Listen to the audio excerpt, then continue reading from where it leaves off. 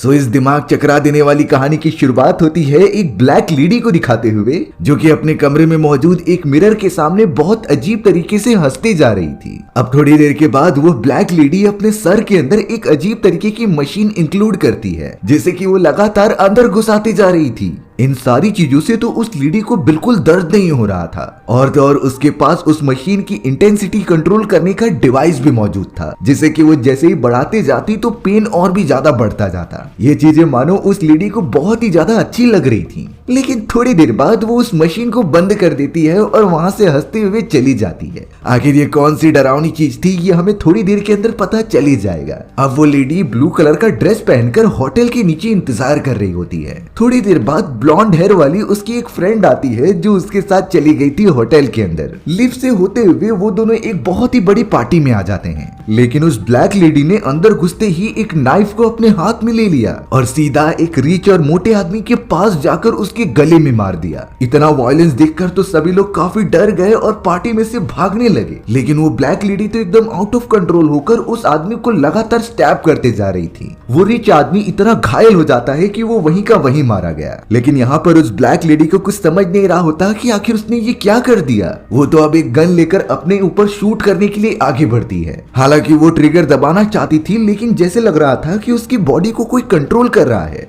थोड़ी देर के अंदर ही वहाँ पुलिस ऑफिसर्स आ जाते हैं और वो उसके ऊपर गन तान दे रहे थे, लेकिन वो लेडी बिल्कुल भी डरती नहीं। उसने भी बैक फायर करना स्टार्ट कर दिया और उन पुलिस ऑफिसर्स को घायल किया, लेकिन अब वो सारे पुलिस ऑफिसर मिलकर फायर करते हैं और उस लेडी को जान से मार देते हैं। उस लेडी के मरते ही अचानक दूर किसी फैसिलिटी के अंदर एक दूसरी असैसिन उठ जाती है। दरअसल ये एक एक्सपेरिमेंट था जिसमें कि ये असैसिन लोगों को मारने का काम किया करती थी। ये असैसिन जिस मशीन के अंदर बैठी हुई होती है वो एक एडवांस ब्रेन इम्प्लांट टेक्नोलॉजी है, जो कि इस असैसिन के दिमाग को किसी दूसरे टारगेटेड इंसान के दिमाग से कनेक्ट कर देता था और फिर ये असैसिन उसे बहुत ही आराम से यूज कर सकती थी। लेकिन जब भी वो इस मशीन के अंदर जाती उसके दिमाग पर भी थोड़ा सा असर पड़ता। इसीलिए अब असैसिन के दिमाग की सारी चीजें एकदम प्रॉपरली हैं कि नहीं, इस बात को कंफर्म करने के लिए वहां पर कुछ एम्प्लॉयज होते हैं और एक हैंडलर नाम की लेडी भी होती है। उसने तो अपने हाथ में चेक लिस्ट ले लिए थे कि असैसिन के दिमाग की हालत कैसी है। वो उसे नोट करती और अपने सीनियर मेंबर्स को ट्रांसफर कर देती, कंफर्म करने के लिए कि ये असैसिन अपने ही बॉडी में मौजूद है और उसकी यादें अभी भी रिस्टोर हो चुकी हैं। इसके लिए उसे एक बॉक्स दिया जाता है जिसके अंदर काफी सारे सामान थे और ये सामान तो उस असैसिन के लाइफ से ही रिलेटेड है। वो लेडी असैसिन हर एक चीज को बहुत ही प्यार से देखती है और समझ पाती है कि ये तो मेरे ही लाइफ से जुड़े हुए हैं। उसके लाइफ की सारी मेमोरीज एकदम दिमाग में चलती जा रही थी, जैसे कि इन सामान को देखकर वापस से वो रिस्टोर हो रही हूँ। तभी वह असैसिन कहती है कि मुझे बहुत ही ज्यादा गिल्ट है इस बटरफ्लाई के लिए, क्योंकि जब मैं छोटी थी तो मुझे ये बटरफ्लाई काफी पसंद आ गई और मैंने इसे एक बॉक्स के अंदर कैद करके रख लिया। इसीलिए असैसिन को इस बात का बहुत बुरा लगता है। अब यहाँ पर वो हैंडलर असैसिन को बताती है कि हमारा नेक्स्ट प्रोजेक्ट भी आने वाला है, लेकिन हम तुम्हें थोड़ा सा ब्रेक दे रहे हैं जहाँ पर तुम अपनी फैमिली से जाकर मिल सकती हो। पर ऐसा है कि नेक्स्ट असाइनमेंट आने के बाद तुम्हें अपनी फैमिली से सारे रिश्ते तोड़ने होंगे, क्योंकि हमारे मिशन के अंदर इमोशन एकदम जीरो होते हैं। इमोशन अगर मिशन के बीच में आ गया तो काम नहीं हो पाता था। इस वजह से ही वो हैंडलर असैसिन को लगातार कह रही थी कि तुम्हारे पास ये बहुत ही कम समय बचा है, इसीलिए जाकर तुम जल्द से जल्द अपने फैमिली मेंबर से मिल लो। वो असैसिन तो बिना कुछ सोचे समझे तुरंत ही निकल पड़ती है अपने घर की तरफ, लेकिन अभी भी उसे विजन्स आ रहे थे कि उसने मशीन में जाने के बाद क्या क्या किया है, क्योंकि ब्लैक लेडी का दिमाग पूरी तरीके से ये असैसिन ही कंट्रोल कर रही थी और उसने ही उस मोटे और रिच आदमी को जान से मारा था। वो असैसिन तो अब अपने घर पर पहुंच जाती है जहां पर उसका हस्बैंड और उसका बेटा मौजूद था। हालांकि वो नॉर्मल रहने की कोशिश कर रही थी, लेकिन उसके बिहेवियर में जो चेंजेस आए हैं उसे उसका हस्बैंड और बेटा नोटिस कर लेते हैं। यहाँ शॉकिंग बात ये थी कि मशीन में जाने के बाद जब भी वो असैसिन किसी बॉडी से कनेक्ट होती थी तो हर बार वो अपनी आइडेंटिटी भूलती जाती थी, यानी कि वो जिससे कनेक्टेड है या फिर उसकी पूरी फैमिली के बारे में उसकी याददाश्त कम हो जाती। इस वजह से वो परेशान हो चुकी थी कि कैसे वो अपने हस्बैंड और बेटे को भूल जाएगी, पर उसे ये तो करना ही पड़ेगा कुछ पैसे कमाने के लिए। वो असैसिन तो अब अपने नए असाइनमेंट की तरफ आ चुकी थी जहां पर उसे सारी बातें बताई जा रही होती हैं। वो हैंडलर और सारे लोग मिलकर असैसिन को बता रहे होते हैं कि तुम्हें इस मिशन के अंदर एक बहुत ही बड़ी कंपनी के सीईओ की सारी संपत्ति हासिल करनी है और तुम्हें ब्रेन इम्प्लांट टेक्नोलॉजी की मदद से जिसका माइंड कंट्रोल करना है वो उस सीईओ की बेटी का फियांसे है। यानी कि ये असैसिन सीईओ के बेटे के फियांसे के बॉडी को कंट्रोल करेगी और पूरी तरीके से ये ट्राई करेगी कि सीईओ की सारी संपत्ति और उसकी सारी प्रॉपर्टीज उसके नाम हो जाए, यानी कि उन सभी का टारगेट सीईओ था। उस लेडी असैसिन ने तो फियांसे के बारे में सारी इंफॉर्मेशन कलेक्ट करना स्टार्ट कर दिया, क्योंकि जब उसके कॉन्शियसनेस उस दूसरे बॉडी में ट्रांसफर होंगी तो उससे अलग बिहेव नहीं करना है, वो नॉर्मल तरीके से रहेगी और इसके लिए उसे सारी बातें पता होनी चाहिए। लेकिन यहाँ पर हैंडलर एक और बात बताती है कि उस सीईओ का एक स्टेप सन भी है जो चाहता था कि अपने फादर को मारकर वो उनकी पूरे बिजनेस पर कब्जा कर ले, और अगर ऐसा हो गया तो हम अपने मिशन में फेल हो जाएंगे। इसलिए यहाँ पर एक और बात ऐड हो जाती है कि उन लोगों को स्टेप सन को भी रोकना है। अब यहाँ पर बिना देरी किए वो इस कंपनी के सारे लोग असैसिन को उस ब्रेन टेक्नोलॉजी वाली मशीन में डालते हैं और सीईओ की बेटी के फियांसे के दिमाग से कनेक्ट करते हैं। ये प्रोसेस तो बहुत ही ज्यादा कॉम्प्लेक्स होता था और अगर इसके बीच में जरा भी गड़बड़ी हो गई तो दोनों की जान को खतरा हो सकता है। थोड़ी देर के अंदर ही लिंक करने के कारण अब असैसिन का दिमाग पूरी तरीके से उस सीईओ की बेटी के फियांसे के दिमाग से जुड़ चुका था, यानी कि अब असैसिन पूरी तरीके से उसकी बॉडी को कंट्रोल कर पा रही होती है। उसने जितनी भी इंफॉर्मेशन इकट्ठा की थी उसी हिसाब से वो बिहेव करती है। साथ ही साथ उस असैसिन की बॉडी जो कि लेबोरेटरी में मौजूद है उसे समय समय पर हैंडलर बता रही होती है कि उसे क्या करना है और यही प्लान के अकॉर्डिंग उसे आगे बढ़ना पड़ेगा। हमें अब उस सीईओ को ही दिखाया गया जिसने की एक बहुत ही लग्जरियस पार्टी ऑर्गेनाइज की थी। वहाँ पर बड़े बड़े बिजनेसमैन और काफी अमीर लोग आए हुए होते हैं वहाँ का मजा लेने के लिए, लेकिन उसके बेटे के फियांसे की कॉन्शियसनेस में वो असैसिन मौजूद है ये बातें किसी को नहीं पता थी। अब यहाँ पर हैंडलर जो कि लेबोरेटरी में असैसिन की बॉडी के पास मौजूद थी वो उसे बता रही होती है कि तुम्हें सबसे पहले प्लान के अकॉर्डिंग बहुत ही गंदा बिहेव करना होगा। तुम ऐसा बिहेव करो जिससे कि तुम्हें पार्टी से बाहर निकाल दिया जाए, यानी कि उस सीईओ से जाकर बदतमीजी करना होगा। असैसिन को जब ये बातें पता चल जाती है तो वो तुरंत ही चला जाता है सीईओ से बदतमीजी करने। वो तो उन्हें धक्का देता है और कई सारे सिक्योरिटी गार्ड्स को मारने लगता है। इसी तरीके के बिहेवियर के कारण सभी सिक्योरिटी गार्ड्स उसे पकड़कर बाहर फेंक देते हैं। हालांकि यहाँ पर सीईओ की बेटी अपने फियांसे को आकर बचा रही थी, पर वो इतना नहीं समझ पाती कि आखिर ये अचानक इस तरीके से बिहेव क्यों कर रहा है। वो बिलीव ही नहीं कर पाती कि ये उसका फियांसे भी है कि नहीं। उस फियांसे यानी कि असैसिन को तो तुरंत ही बाहर निकाल कर फेंक दिया जाता है और उसके इस बिहेवियर से जरूर सीईओ काफी गुस्सा हुआ होगा जो इतनी जल्दी उसे माफ नहीं करने वाला। पर क्या करे, असैसिन को तो यही प्लान के अकॉर्डिंग करने के लिए कहा गया था। अब हमें यहाँ उस लग्जरियस अपार्टमेंट के अंदर दिखाया जाता है कि सीईओ अपनी बेटी के साथ बैठकर ड्रिंक पी रहा है। वो दोनों एक दूसरे से सारी बातें शेयर करते थे कि आखिर उनकी लाइफ में क्या चल रहा है, लेकिन सीईओ की बेटी उन्हें बिल्कुल भी नहीं बता पा रही थी कि आखिरकार उसके फियांसे को हुआ क्या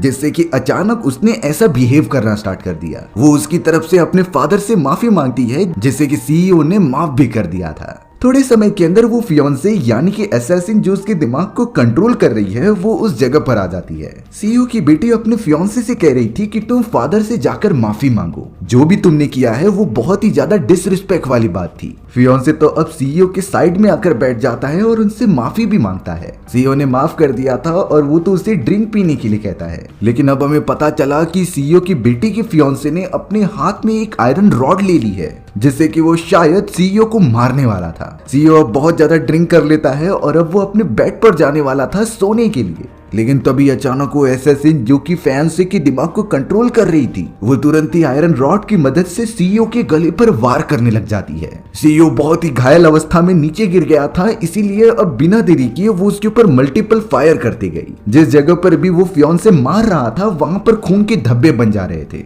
इतना पेन उस सीईओ ने आज तक कभी भी महसूस नहीं किया था। काफी देर तक इसी तरीके से मारने के बाद आखिरकार उस फियांसे यानी कि असैसिन ने आयरन रॉड को सीईओ के मुंह के अंदर घुसा दिया जिससे कि वो बहुत घायल हो जाता है और आखिरकार वो अपनी आखिरी सांसें लेने लगता है। लेकिन तभी अचानक थोड़ी देर के बाद ही उसकी बेटी वहां पर आ गई थी जो अपने फादर को पूरा खून से लदा हुआ देखती है। वो बहुत ही ज्यादा चिल्लाने लगी और वहां से भागने लगती है, लेकिन तभी उसका फियांसे सामने पड़ी हुई एक गन को उठाकर सीधा उससे गोली मार देता है। सीईओ की बेटी को बहुत ज्यादा गोलियां लगी थी और वो काफी घायल हो गई होती है। अंत में अब यहाँ पर फियांसे ने सीईओ की आंखों में मार दिया और उसे पूरी तरीके से खत्म कर दिया। और ये सारी चीजें असैसिन प्लान के अकॉर्डिंग ही कर रही होती है। उसे ऐसा ही करने के लिए कहा गया था क्योंकि कंपनी इसी तरीके से सारी चीजें किया करती और सबूतों को मिटा देती। फियांसे जब गन लेकर बाहर की तरफ जाता है तो सीईओ की बेटी बहुत घायल हो चुकी थी और वो चल भी नहीं पाती, लेकिन अब उसे भी मारना था क्योंकि उसने सारी चीजों को देख लिया है। इसीलिए वो असैसिन बिना कोई देरी किए गोली मार देती है सीईओ की बेटी को भी।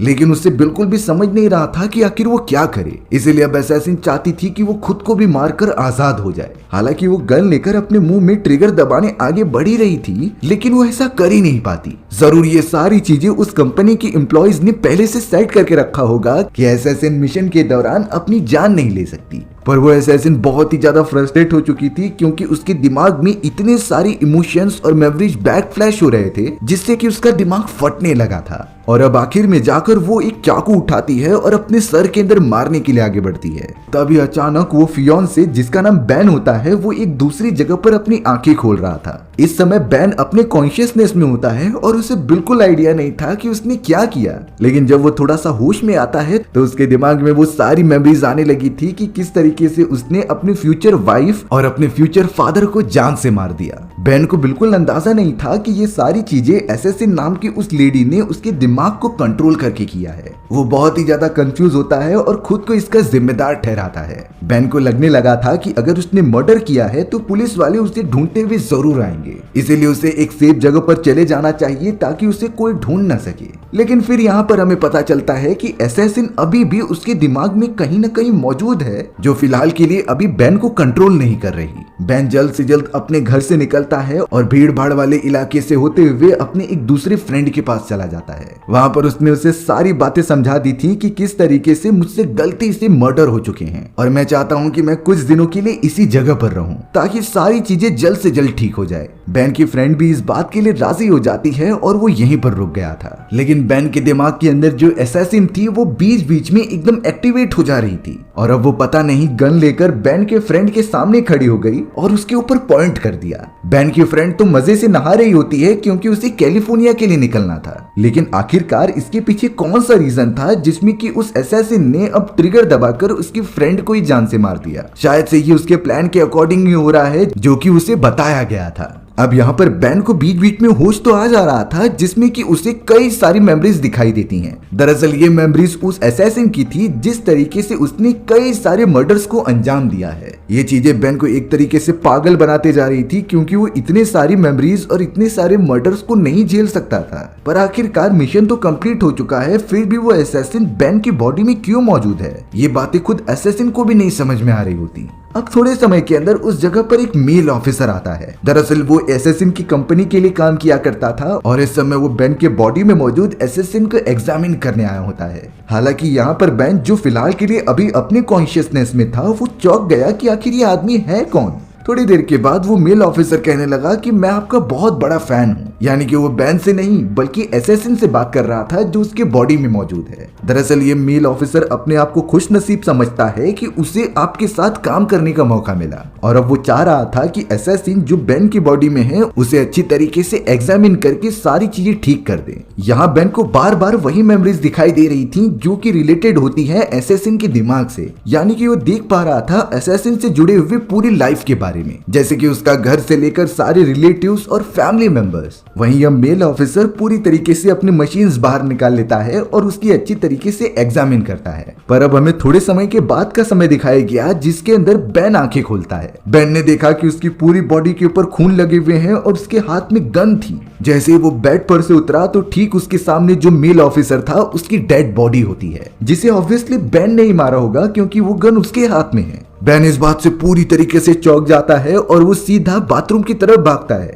पर उसे वहां एक और डेड बॉडी दिखाई दी जो उसी के फ्रेंड की होती है। दरअसल इन दोनों को असैसिन ने ही मारा था, पर बैन उसे समझ नहीं पाता। लेकिन बैन को इतना तो अंदाजा हो चुका होता है कि कोई उसे कंट्रोल कर रहा है और उसकी बॉडी में जरूर कोई मौजूद है। वो तो उससे बात भी करने लगा और कहता है कि तुम मेरी बॉडी से बाहर निकल जाओ। पर वो असैसिन भी थोड़ी सी कंफ्यूज लग रही थी। उसे नहीं समझता कि आखिर मैं इन लोगों को मार क्यों रही हूँ और कंपनी वालों ने इन मासूम लोगों को मेरे हिट लिस्ट में क्यों डालकर रखा है। असैसिन तो यहाँ पर अब बैन को मजबूर कर रही थी कि वो गन की मदद से खुद को शूट कर दे, जिससे कि अगर बैन मर जाएगा तो वो अपनी मशीन जो कि लेबोरेटरी में रखी है वहां पर जिंदा हो जाएगी। लेकिन असैसिन के कमांड देने के बावजूद भी वो ट्रिगर नहीं दबा पा रहा था। लग रहा होता है कि ये सारी चीजें प्रीसेट की गई हैं कि असैसिन चाहे कुछ भी हो जाए खुद को मार नहीं सकती, क्योंकि अगर वो जिस आदमी को कंट्रोल कर रही है अगर वही मर जाए तो ये मिशन खत्म हो जाएगा। इसी वजह से वो ऐसा बिल्कुल नहीं कर पाती। बैन के दिमाग में तो अब वो सारी मेमोरीज ट्रांसफर हो चुकी थी जो एसेसिन सोचती है और जो भी उसने अपने पास्ट लाइफ में एक्सपीरियंस किया है। यानी कि बैन पूरी तरीके से जान चुका होता है कि एसेसिन आखिरकार कहाँ रहती है और उसके फैमिली मेंबर्स में कौन कौन है। एक तरीके से बैन भी अब बदला लेना चाहता था एसेसिन की फैमिली वालों को चोट पहुंचाकर, क्योंकि अब अगर बैन बच भी गया तो पुलिस ऑफिसर्स उसे पकड़कर जेल में डाल देंगे और चाहे वो कितनी भी बहाने बना ले या फिर सच्चाई बताए एसेसिन के बारे में, वो उसके ऊपर बिल्कुल भरोसा ही नहीं करेंगे। इसी वजह से यहाँ पर बैन ये शो कर रहा था कि वो बिल्कुल भी कुछ नहीं जानता और एसेसिन के कमांड को फॉलो कर रहा है। अगले दिन अब बैन लगातार रोड पर चल रहा था और फिर अचानक उसे होश आता है कि वो कहाँ पहुंच गया। तब जाकर उसे याद आता है कि ये तो एसेसिन का ही घर है जिसे कि उसने विजन्स में देखा था। इसीलिए अब बैन बिना कुछ सोचे समझे आगे बढ़ने लगता है ताकि वो अपना बदला ले सके। यहाँ पर हमने नोटिस किया कि बैन इलेक्ट्रिक सिगरेट पी रहा है जो और कोई नहीं बल्कि एसेसिन पिया करती थी। यानी कि उसकी बॉडी पर अब पूरी तरीके से असर हो चुका है एसेसिन का, जो बीच बीच में हालांकि उसे कंट्रोल कर लेती, पर बैन भी इतना मेंटली स्ट्रांग हो चुका था कि वो कई जगह पर अपने बॉडी कंट्रोल खुद के हाथ में ले लेता। थोड़ा आगे जाने पर बैन को अचानक असैसिन का बेटा दिखाई देता है। वो बहुत ही अच्छी तरीके से खेल रहा था, इसीलिए बैन उसके पास जाने लगा। हालांकि वो उससे बहुत अच्छी तरीके से बात करता है और अपने साथ चलने के लिए कहता है, लेकिन उसी वक्त वहाँ पर असैसिन का हस्बैंड आ गया और अपने बेटे को घर में बुला लिया। उसका बेटा वहाँ से चला जाता है और बैन के हाथ से तो ये मौका छूट गया था। लेकिन यहाँ पर बैन तो लगातार वेट करने लगा घर के बाहर कि कब वो दोनों आएंगे और वो उसे जान से मार देगा। पर अफसोस की बात ये होती है कि वो दोनों एक दिन तक बाहर ही नहीं निकलते। इस वजह से बैन को काफी शक होने लगा और वो सीधा घर के अंदर चला गया उसके फादर से बात करने के लिए। बैन तो एसेसिन के हस्बैंड से बोलता है कि मैं एसेसिन का एक बहुत ही क्लोज फ्रेंड हूँ और मुझे आपसे एक इम्पोर्टेंट बात करनी है। लेकिन हस्बैंड उसकी एक भी बातों पर विश्वास नहीं करता और कहता है कि मेरी वाइफ अब मर चुकी है। एसेसिन का हस्बैंड तो अब डोर को बंद करने जा रहा था और उसे यहाँ से चले जाने के लिए कहता है, लेकिन तभी बैन बहुत ही ज्यादा गुस्से में दरवाजे पर कूद पड़ा और उसे पकड़कर अंदर लेके चला गया। बैन के हाथ में तो गन होती है जिसकी वजह से वो उसे पॉइंट करके डरा रहा था। लेकिन यहाँ पर बैन तो किसी से बातें कर रहा होता है कि ये सारी चीजें एक तरीके से गलत है। ये और किसी से नहीं बल्कि एसेसिन से ही कह रहा था। यानी कि उसकी बॉडी में जो एसेसिन मौजूद है उसे ये सारी बातों के बारे में पता है कि कैसे बैन उसकी फैमिली पर अत्याचार करने और उन्हें मारने के लिए यहाँ पर आया है। लेकिन फिर भी एसेसिन बैन को रोकने के बजाय अपने हस्बैंड को टॉर्चर कर रही थी। बैन को भी ये समझ में नहीं आता कि ये काम वो खुद कर रहा है या फिर एसेसिन उससे करा रही है, क्योंकि बैन एक ऐसा इंसान था जो नॉर्मल पीस में बिलीव करता था। उसे ये वायलेंस और मर्डर करना बिल्कुल भी पसंद नहीं। तो फिर वो ऐसा डिसीजन कभी नहीं लेगा जिससे किसी दूसरे इंसान की जान जाए। भले ही पास्ट के अंदर जितने भी लोगों की जानें गई हैं वो एसेसिन ने कराया था उसकी बॉडी को कंट्रोल करके। बैन इन्हीं सारी चीजों में बहुत ज्यादा कंफ्यूज हो जाता है कि वो क्या करे। तभी अचानक एसेसिन का हस्बैंड मौका देखते ही उसके ऊपर हमला कर देता है और इसके हाथ में मौजूद जो गन होती है वो नीचे गिरा देता है। बैन बहुत ही ज्यादा गुस्से में आ गया और उसके अंदर मौजूद एसेसिन उसे कमांड देती है कि मेरे हस्बैंड को मार दो। एसेसिन का हस्बैंड के हाथ में अब गन होती है जिसकी वजह से वो पॉइंट करके बैन के ऊपर शूट कर रहा था। पर अफसोस की बात ये थी कि उसका निशाना बहुत कमजोर होता है। वो अपने चांस को मिस कर देता है जिसकी वजह से अब बैन पास ही में पड़े एक चाकू को उठा लेता है और वो तुरंत ही उसके हाथ को जाकर काट दे रहा था। बैन यहाँ पर अपना मौका मिस नहीं करता और वो तुरंत ही उस आदमी के ऊपर कूद गया और उसे मारने लगा। तब जाकर हमें पता चला कि ये बिल्कुल भी बैन नहीं कर रहा है बल्कि ये सारे काम असैसिन करवा रही थी, क्योंकि वो अपनी फैमिली मेंबर से काफी परेशान हो चुकी होती है। असैसिन के ही कहने पर बैन इस जगह पर आया और अपने हस्बैंड को जान से मार दिया। लेकिन अब थोड़े समय में बैन को रियलाइज हो जाता है कि जब तक मैं जिंदा रहूंगा तब तक ये असैसिन मेरी बॉडी को कंट्रोल करके इसी तरीके से लोगों को मारती रहेगी। तो इसीलिए वो अपनी गन लेकर खुद को शूट करने की कोशिश करने लगा। हालांकि ऐसा बिल्कुल भी हो ही नहीं सकता था क्योंकि उसने पहले भी ट्राई किया होता है, पर इसका कोई भी सॉल्यूशन नहीं। दरअसल बात ये होती है कि असैसिन जब भी अपने मिशन के लिए आगे बढ़ती या फिर उस टेक्नोलॉजी की मदद से किसी टारगेटेड इंसान की बॉडी से कनेक्ट हो जाती तो उसकी खुद की मेमोरीज जो कि ओरिजिनल होती हैं वो उसके दिमाग में दर्द कर देती और अब धीरे धीरे वो अपनी फैमिली के बारे में भी भूलने लगी होती है। तो इसीलिए असैसिन ने डिसाइड किया था कि वो अपनी फैमिली को ही खत्म कर देगी जिससे कि उससे खतरनाक विजन नहीं आएंगे। और यही रीजन था कि मिशन खत्म होने के बावजूद भी असैसिन बैन की बॉडी पर कंट्रोल अपना बनाए रखती है जिससे कि मर्डर मर्डर का इल्जाम उसके ऊपर ना आते हुए बेन के ऊपर आ जाएगा। अब थोड़ी ही देर में अचानक वहाँ पर असैसिन का बेटा आ गया, जो कि अपने फादर की डेड बॉडी देखकर उसके ऊपर काफी गुस्सा होता है और बेन के ऊपर भी हमला कर देता है। बेन को यहाँ काफी ज्यादा चोट लग गई थी और वो सह भी नहीं पा रहा था, लेकिन तभी उसके हाथ को असैसिन कंट्रोल करती है और अपने बेटे की तरफ गन पॉइंट कर देती है। उसे तो अपने बेटे के ऊपर बिल्कुल तरस नहीं आ रहा था कि ये तो अभी छोटा बच्चा है, आखिरकार इससे उसे कैसे खतरा हो जाएगा। पर अब असैसिन ने इसके बारे में बिना कुछ सोचते हुए ट्रिगर दबा दिया था, जो गोली सीधा उसके बेटे के ऊपर जाकर लगती है। असैसिन का बेटा भी वहां गिरकर अपना आखिरी सांसें ले रहा था, जिसके बाद बेन भी गिर गया और अपने बेटे को देखने लगा। यानी कि एक्चुअली में ये असैसिन देख रही थी और अपने बेटे को गुड बाय भी कहती है। ये सीन इतना ज्यादा डरावना था कि अब तुरंत ही कट होकर उस लेबोरेटरी में आ जाता है जहां पर वह एडवांस मशीन्स रखी गई थी। उसके अंदर मौजूद असैसिन ने धीरे धीरे अपनी आंखें खोली और अब लग रहा होता है कि उसने अपना मिशन कंप्लीट कर दिया, क्योंकि हैंडलर उसके लिए बहुत खुश होती है कि उसने सारी चीजें प्लान के अकॉर्डिंग की। यहाँ असैसिन जो कि उस मशीन के अंदर मौजूद थी, जब उसने ठीक साइड में देखा तो उसे पता चलता है कि एक और मशीन के अंदर हैंडलर मौजूद है, और तब जाकर हैंडलर ने एक सच्चाई बताई कि मैंने ही तुम्हारे बेटे की बॉडी को प्रोसेस किया था, क्योंकि यही एक आखिरी ऑप्शन लग रहा था तुम्हें आजाद करने के लिए। क्योंकि एक समय के लिए असैसिन और बेन एक ऐसे लूप में फंस चुके होते हैं जहां पर दोनों एक दूसरे की जान नहीं ले सकते और दोनों एक दूसरे से अलग भी नहीं हो सकते। बॉडी पर किसका कंट्रोल होगा वो समय समय पर स्विच होता जा रहा था कि कभी बेन उसे कंट्रोल करेगा तो कभी असैसिन। इस वजह से दोनों फंसे रह जाते। तो हैंडलर को ये ठीक लगा कि मिशन कंप्लीट होने के बाद वो असैसिन के बेटे की बॉडी को कंट्रोल करने लग जाती है, और उसने ही उस जगह पर आकर बेन को जान से मारा था, जिससे कि अब असैसिन अपने बॉडी में वापस आ गई। यानी कि वो पूरी तरीके से अब नॉर्मल हो चुकी होती है। अब हमें थोड़े समय बाद उसी हैंडलर और असैसिन के बीच एक छोटी सी नॉर्मल मीटिंग दिखाई जा रही थी। वो असैसिन तो कहने लगी कि अब मेरे फैमिली मेंबर्स में कोई नहीं बचा है,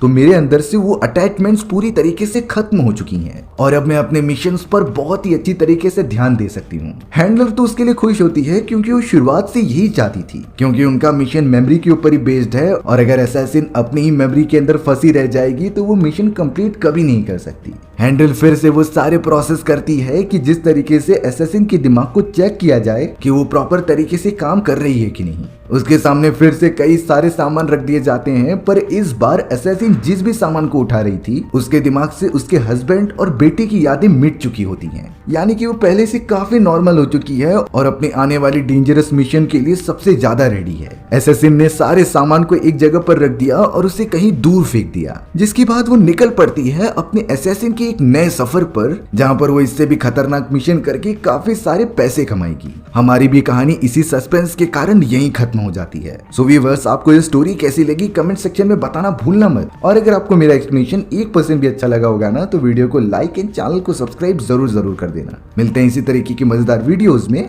तब तक के लिए बाय बाय।